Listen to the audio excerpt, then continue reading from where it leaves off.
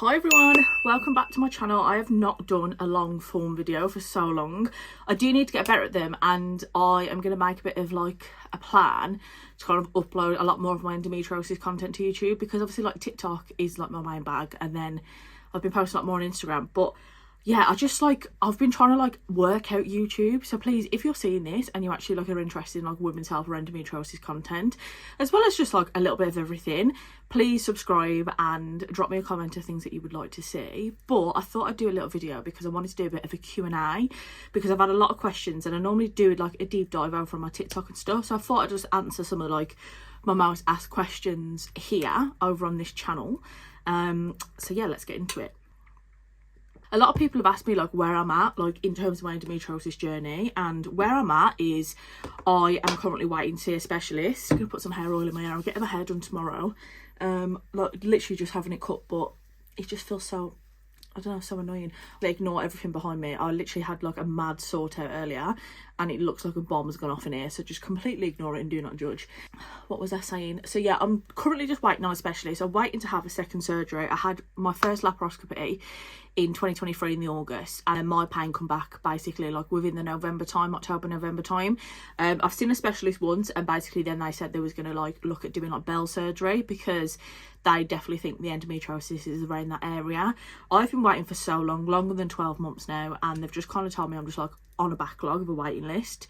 I've had a lot of complications in between them, like with my bells and like UTIs, like regular recurring ones and stuff, so I'm hoping they'll be able to give me some answers. But other than that, that's kind of really where I'm at. Like I'm kind of just trying to manage it like holistically, like with painkillers, like pain patches, TENS machines, all that kind of stuff. Like there's no real plan at the moment, so I feel like I'm just kind of a bit stuck, just kind of like just taking each day as it comes kind of thing.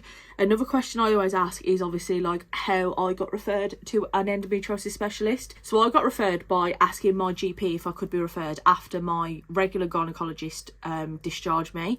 So obviously like in the UK this is for, so obviously I am a UK girly, so if there's any like American kind of viewers or like Australian viewers, I'd love to know like how it works like for you guys. But for me, I had my laparoscopy and then I was discharged from the gynae that I saw, and basically she was just like we're gonna discharge you now, basically, like, so come back if you have any problems, blah blah blah.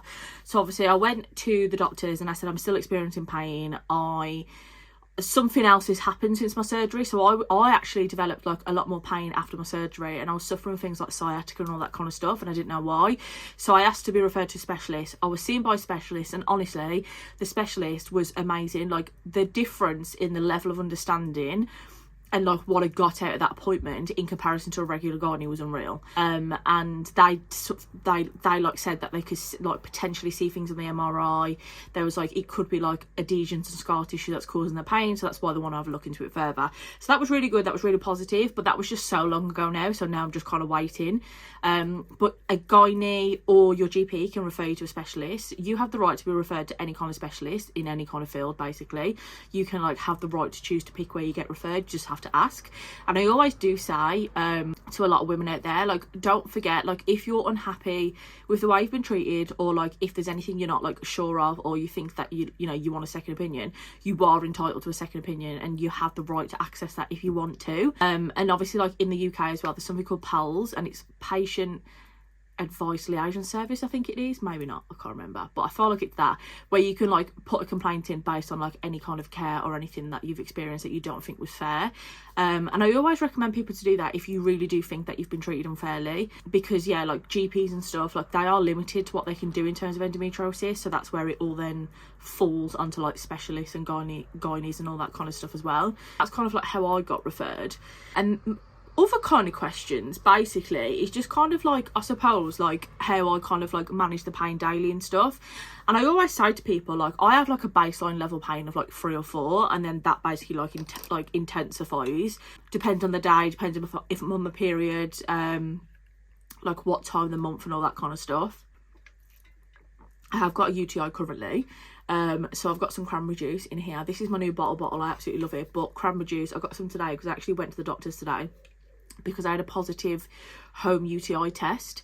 So yeah, I've got UTI, and that's obviously something else I'm experiencing a lot, so I don't know whether that's linked to my endo. I know it can be, but we'll see.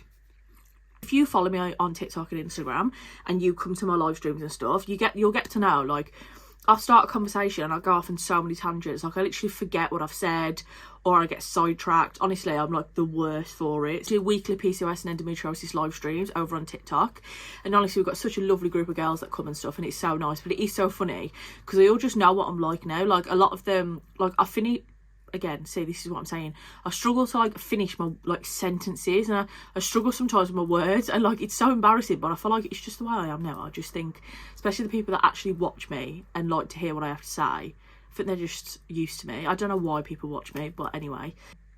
So yeah, I'm going to try and bring it over to here a little bit more, because obviously, yeah, like, TikTok and Instagram is amazing, but I also just want to get into like the YouTube kind of vlogging era. I absolutely love like watching other people's vlogs in here and stuff, so I'd love to kind of be able to do that. So if you've got any ideas for like content and stuff, especially around like women's health, chronic illness and stuff that you would like to see, please let me know. What was I talking about? I was talking about managing pain, wasn't I? So daily. So I am prescribed tramadol, amitriptyline, Nepofam, and I generally only take the strong painkillers when I need them.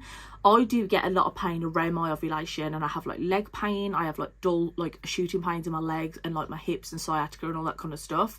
And then yeah, when I'm on my period and stuff, day like 1 to 3 is generally the worst kind of pain for me, and that's when I'm normally a bit debilitated. I struggle to get out of the house, I'm really fatigued, I struggle to do anything, and then like after, it slowly starts to ease and gets better. I use pain patches from a brand called Period Harmony, and I absolutely love them, they're great.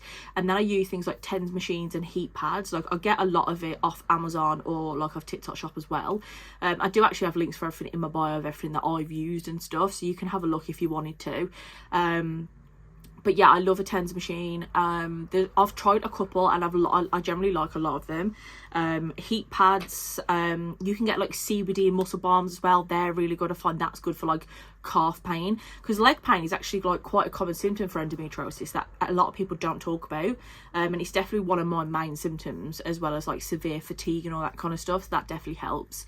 So I just try and manage it that way, really, and then I kind of just, yeah, take it day by day. Like, I do sometimes wish I had like a set way of saying to someone, this is how you can manage it. But I always say to people, like, endometriosis is not like a one fits all kind of condition. It affects women and so many people in so many different ways. So like, what would work for me might not work for you, or might not work for somebody else. So I always say it is trial and error, and it is like, you just kind of try lots of things, and then eventually you'll find out what works for you and stuff like that. So yeah, but I'd love to know like your top tips for managing flare-ups. I've got probably so many, and there's so many we talk about over on TikTok and stuff. And we do something called Storytime Sunday. So every single Sunday we read out a story from the endometriosis community, but that they submit to me. So I'm thinking I might move it over here. So let me know if you want to see it over here, but we shall see. I literally can just see so many shoes. I really need to sort out this whole room. Maybe I'll do like a longer video sorting it all out. I just don't have, one, I don't feel like I've got the time, but two, I just don't feel like I've got the energy to do it. The last few days I've been feeling so fatigued, and obviously now I know it's this UTI, but honestly, I tell myself I'm going to do stuff, and I really set myself up to do it, and then I just never do it. So I need to get better at that. In terms of kind of like how I kind of like manage my endometriosis around plans and stuff, that is definitely something that people ask me about a lot. Like, how do you manage like going out and seeing like friends and family and stuff? And again, I would say you really do have to make sure you've got the right kind of people around you. I've definitely lost people in my life that haven't really understood why I've had to change my life, or why I've kind of like said I don't want to do different things. Like, I don't really drink anymore. I'm not a big drinker. I do drink sometimes, and I do go out every now and then, but I tend to not do it because then like alcohol can flare up with endometriosis. So I definitely lost a few friends from that, like, and that was hard, but it was one of those things where I was like, you know, that's just what's going to have to happen. Like, this condition has completely changed my life, and I only now want people around me that respect like what I'm going through and wants to help me, kind of thing. So now I feel like I'm in a good place, because I've got friends around me that, you know, if we've got plans and like I'm meant to be somewhere and I cancel it, they're not going to make me feel bad, or, you know, I don't feel bad, do you know what I mean? Because I know that they understand. And I feel like it's took me a while to get to that position, but now I've got to that position. which is good. And I think that's the thing, like that is such an important aspect, because trying to explain your chronic illness to your family and friends can be really, really difficult. And I think we can probably we spend a lot of time like overcompensating and feeling really bad if we can't make stuff and do stuff. And I completely understand why, because I've done that for like a majority of my life, whereas now I try and snap out that narrative, and I'm like it's okay if I can't do these things, like it's not my fault. Like I can have the best intentions of going somewhere and then I could just have a flare up that lasts for days, can't really do anything about it, and it is frustrating.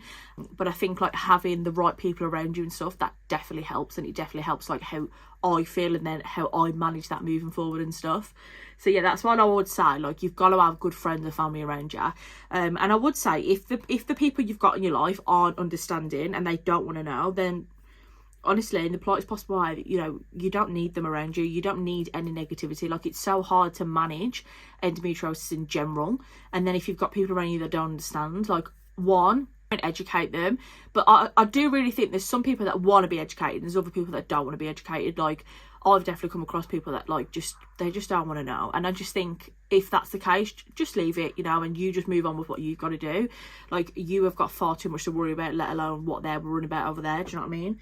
Just chucking stuff everywhere. I always find like when I'm talking I have to hold something. In a lot of my TikTok videos you'll see I'm holding a makeup brush or like tweezers. Like, I'm literally just always holding stuff. But yeah, so that was like the main kind of questions for this week. I'm gonna do a little bit more, like I'm probably gonna do like a regular Q&A series. I've got a few vlogs that I'm uploading as well, which I'll edit. But yeah, if anyone has got any kind of endometriosis questions, or if there's anything you'd like to see more content of, because I do feel like I am quite relatable. Hopefully I showed the good and the bad days. You know, I have some horrendous bad days and I'm not afraid to show them, but I also like to show like the highlights and the positives as well. So if that's something that you like to see, definitely subscribe and drop me a like and drop me a comment. But yeah, I will see you in the next one, and thank you so much for watching.